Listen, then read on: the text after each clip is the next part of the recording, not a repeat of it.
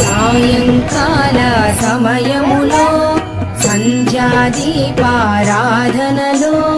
వచ్చును తల్లి మహాలక్ష్మి, వచ్చును తల్లి వరలక్ష్మి. కాళ్లకు గజ్జెలు కట్టింది, మెడలో హారము వేసింది, పిలచిన వెంటనే పలికింది, అడిగినదంతా ఇచ్చింది. సాయంకాల సమయములో సంధ్యాదీపారాధనలో వచ్చును తల్లి మహాలక్ష్మి, వచ్చును తల్లి వరలక్ష్మి.